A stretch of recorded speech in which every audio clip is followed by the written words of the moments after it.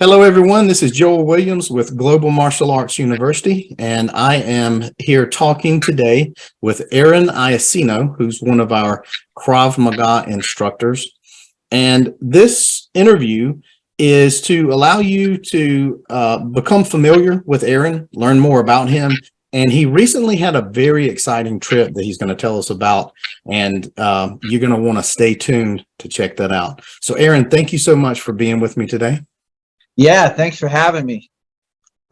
It's good to talk to you. I'm a Krav Maga student at GMAU, and I see your instructional videos and your short lessons and all those things. So it's really cool to talk to you. Yeah. Well, thanks for having me on, and I'm really impressed you said my last name right. That's no one ever does that. So kudos to you. Hey, good luck. It's just dumb luck on my part. So, Aaron, tell us a little bit about yourself. So I'm a lifelong martial artist. I started in Denver, where I was born. My dad put me in karate. Back in the 80s. I'm old. Karate was kind of the top martial art of the day in America back in the 80s. And so I started off there, and kind of stayed with karate till I was a teenager.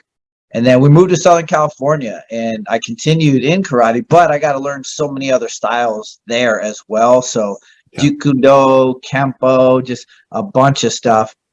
And then I moved back to Denver, and when I was 17, and that's when I got the whole MMA craze, late 90s, UFC.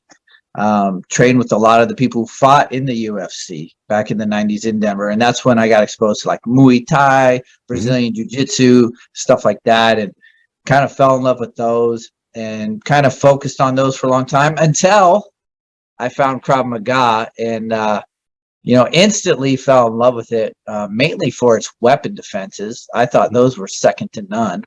Just the focus on surviving a violent street attack, with maybe multiple attackers, several different weapons. That really intrigued me, because also in my professional career, I was training police officers as a defensive tactics instructor, trained SWAT, trained the military. So I was already invested in that type of stuff. And Krav Maga, man, it just blew my mind. And I found the GMAU, and then, that's transferred my credentials, and the rest is history. Yeah. So you already had some Krav Maga credentials, but you worked your way up the ladder through GMAU and then became a GMAU instructor, correct?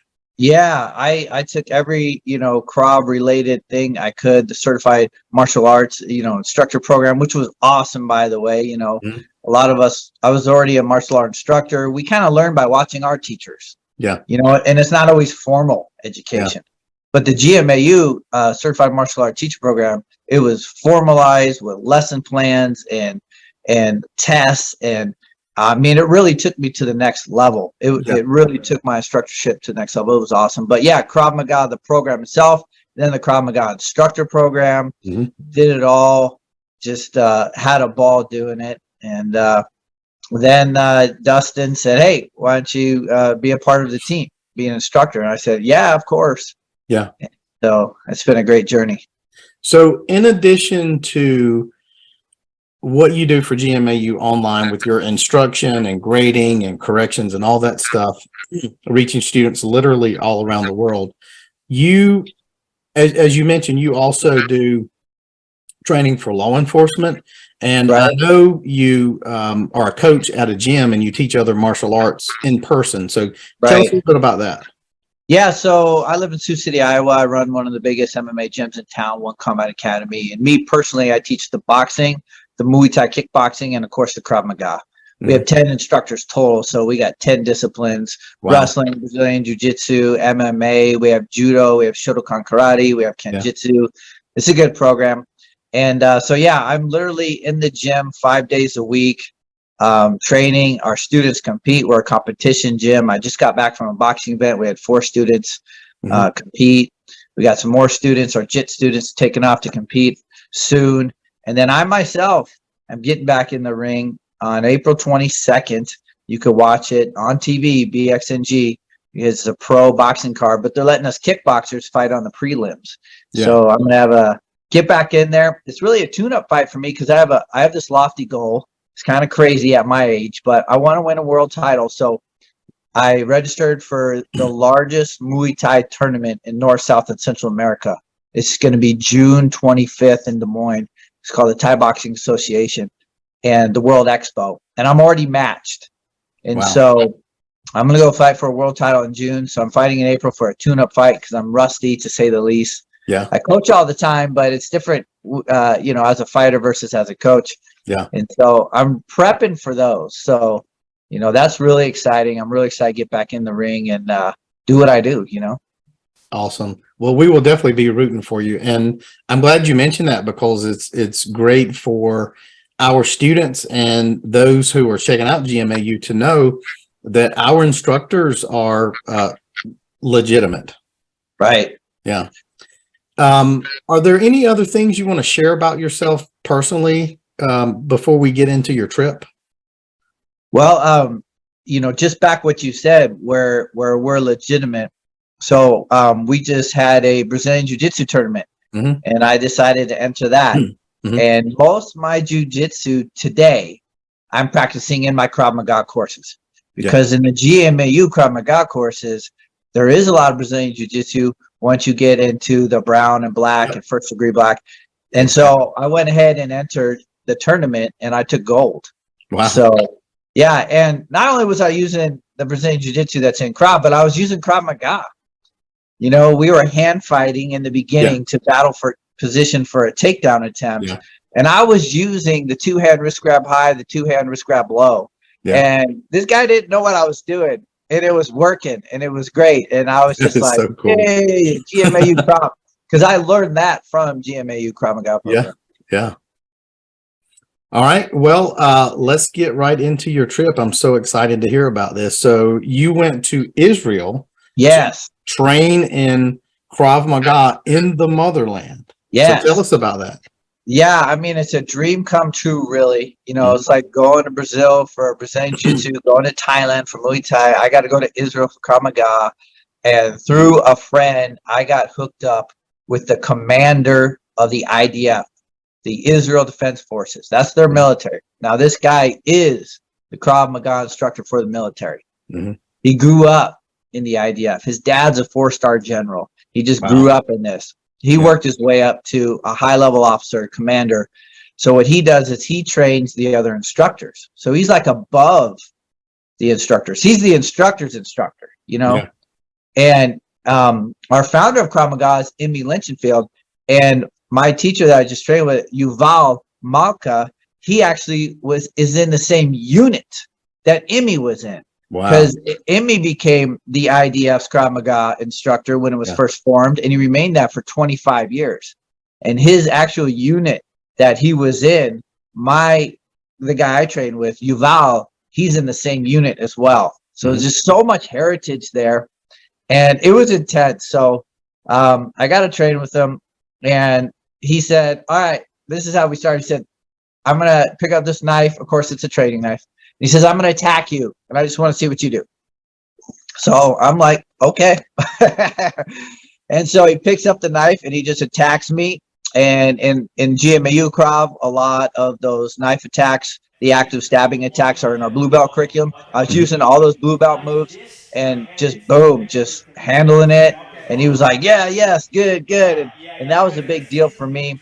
I had this kind of ulterior motive. I wanted just to, really test and vet our Krav, and we got it from the top, this is good Krav Maga. This is good Krav Maga. And I was like, thank you, sir. And then I was like, he's like, all right, what do you want to learn? I was like, well, I also want to learn, more. This knife defense is awesome. You say it's great and it works great. What else, what do you have the latest and the greatest, because this is the source. What are you currently training your military right now? So then we got to train a lot of knife defenses. I got to learn some new stuff, and then a lot of handgun and rifle defenses as well. And then offensively, like a lot of times the Israeli soldiers, they'll get attacked so fast before they could draw their weapon, the weapon's in their hand, but before they could aim it, that they're learning how to strike and fight with their handgun, with their rifle. So we did a lot of that. And it was a good time. We did it true Krav training on the ground. He's like, all right, you got this new move down on your feet. Now get on the ground. Let me lay on top of you, and then I'm going to do it. Yeah. And so it was just a great time to learn, but also to test and prove that our Krav Maga that we're learning, that we're teaching, is great. That is super cool. So you said something at the very beginning of that I want to be sure people do not miss.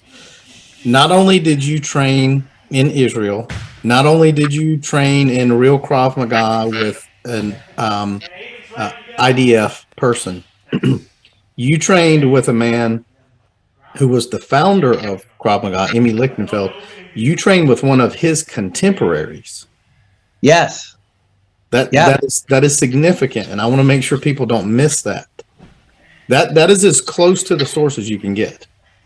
It was awesome. And I was there, and so I wanted more. So then I found another Krav Maga master in Ashdod, Elaine Cohen, and he's a 6th-degree black belt. Yeah. And I went and trained with him, and it was the same thing. It was amazing to me because how I learned from the CMAT program, how I learned from Dustin in the Krav Maga Instructor program, that's exactly how he was running his class in Israel. Wow. The warm-ups, the drills, the amount of fitness, the type of fitness. And, on one hand, I'm disappointed. I came all the way to Israel for advanced training, and it's what I'm doing right at home. It's what I've been doing at GMAU. And on the other hand, it was like, wow, this is awesome. This is exactly how they train Krav in Israel. That's what we're doing. That's how we were taught to teach. That's how we were taught all those GMAU Krav classes. So it was great. And then just training with all those folks over there, learned a lot more from him. And I got to roll with him too. We ended the class with some Brazilian Jiu-Jitsu rolling. So that was a high honor as well. Wow. So cool. So is it safe to say that you feel like GMAU Krav Maga tested well in the motherland? 100% vetted, tested, proven. We're on the right track. We got it going on over here. Well, you can't get a better endorsement than that. So now that you're back, and I'm sure you're probably still processing. This is such a once in a lifetime kind of thing. What at this point, what have you been able to think about in terms of what you can bring now to the GMAU program, and maybe some shorts and special training, short lessons and that sort of thing? Yeah, well, I'm really excited. I'm starting the planning right now. I'm in the planning phase. I want to do exactly that. I want to shoot a bunch of shorts of what I learned over there and, get it in our Krav programs. And that way, I could just pass that on to our students as well. Yeah. It was very expensive to go to Israel. Yes, and so to be able to get that hot off the press right from the comfort of your own home, you can't beat that. And that's what I want to be able to provide our students. Let me ask you one additional question about your trip and your experience there. That's a kind of a hot place in the world in terms of activity and war and potential war and strife and that sort of thing. How did you feel being, out in public and out in the streets and that sort of thing? What were you ever fearful, or did you feel comfortable? Tell us more about that. So I would definitely recommend Israel for a place to anybody to go. Of course, it is even safer no matter where you go if you're martially competent. Yeah. But 2 reasons I felt safe there. One, because of my Krav Maga training. So I knew Krav Maga, close quarters combat, basically is what that's translated to. So I knew I could handle myself, but it also teaches situation awareness. So I was always aware of my surroundings at all times. And so I felt safe there because of my abilities. But I also felt safe because of the IDF. It's not like America. The IDF's out there all the time. They're, you'll see, it's just common. You're going to see soldiers with guns. Israel's not a big country. It's about the size of New Jersey. Yeah. So you're just seeing soldiers with guns, but they're Krav Maga trained good guys over there just to make sure everything stays safe. And so girls, even if I knew nothing, Yeah. I would feel safe because of the IDF there, you know, to get her back. They have quite a few female soldiers as well, right? 100%. Yeah. Yeah. Most everybody has to serve over there. Yeah. So, you know, if we were over there, you know, our daughters, you know, my daughter's 17 right now. She'd be serving soon. She'd be out there doing like a two-year, 8-month stint. And Yeah. she'd be out there, whatever regimen she got in, she would be serving. She'd be trained on that carbine, you know, she'd be trained M4, M16, she'd be trained on a handgun, she'd be trained in Krav Maga, and everybody serves. And so that's another reason why I love Israel, and I think it's very safe, because the average Israeli citizen is trained in Krav Maga. It's just amazing to be somewhere where pretty much everybody is served and everybody knows Krav Maga. So even the normal citizens will be able to defend themselves and defend you if need be. Yeah. So, I mean, it is just, Krav Maga is just so integrated into their culture. Right. In other words. Wow. Yeah. Yeah, it is. And, you know, it's just self-defense. It's just self-preservation. And it's what they all learn, no matter what part they go into in the IDF. They may go into a division where they're going to learn more and deeper and more intense. They may go into a pretty, kind of benign, not really likely to see action. They learn kind of a shorter version of it, but everybody's going to learn, you know, defensive tactics, Krav Maga, that goes in. Yeah, it's awesome. Wow. That's really cool. So before we wrap things up, I want to see if there's anything else you want to share before we leave. Well, I just want to encourage the students to keep training hard. You know, keep watching the videos over and over again, keep practicing the techniques. Watch everything that comes out as far as the classes, the lessons, the short videos. Get a good training partner. You know, get a tombstone, and just keep training hard. Keep pushing yourself to level up. And when us instructors send videos back, hey, fix this, hey, fix that, don't be discouraged. It's part of the process. If you were there in person with me, I'd be saying it to you. It's just the same when you're in person or on video. It's just get used to the feedback. It's be encouraged. Keep training hard. Just already get used to sending a video back 5 times. Don't get discouraged by it. That's just part of the training process. And the most important thing that I learned from my coach at GMAU, Dustin Koppel, was enjoy the journey. Don't try to rush to get a black belt. You know, enjoy the journey, you know, soak it in, get the muscle memory, get the reps in, just take your time and enjoy the journey. Yeah, that's great advice. Well, we will be rooting for you in your upcoming fight. Thank you. And thank you so much for your time today. And I'm sure we will all be looking forward to your short videos and the other things that are going to come out of this trip. Yeah, thanks for having me. Thanks for your time. All right. Take care, Aaron.